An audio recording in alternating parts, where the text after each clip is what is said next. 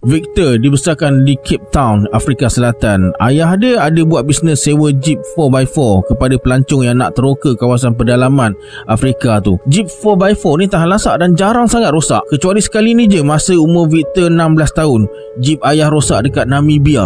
Kalau dari tempat dia kena memandu lebih kurang 20 jam nak ke lokasi Jeep yang rosak tu. Kebetulan waktu tu tengah cuti sekolah. Ayah ajak Victor ikut dia sekali ke Namibia nak tunda Jeep rosak tu. Perjalanan ke lokasi Jeep rosak tu berjalan dengan lancar. Cuma masa nak balik tu dah agak lewat.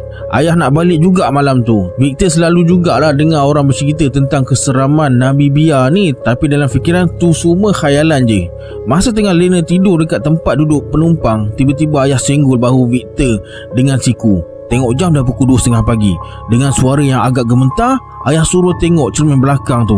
Nampak apa-apa tak? Bila Victor tengok cermin belakang trak tunda tu, dia nampak ada dua cahaya lampu yang agak kelam tengah ikut mereka daripada belakang. Ayah kata dia perasan lampu tu dah ikut mereka dari tadi. Victor pandang sekeliling dan baru dia perasan hanya trak tunda ayah je yang ada dekat jalan masa tu.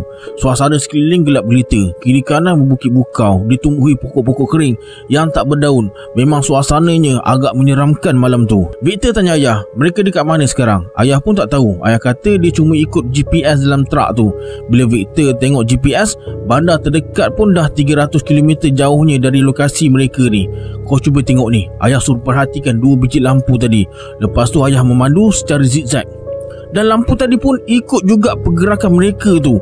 Victor tanya ayah apa benda tu, sebab dia memang tak nampak apa-apa langsung dekat belakang kecuali dua cahaya tu.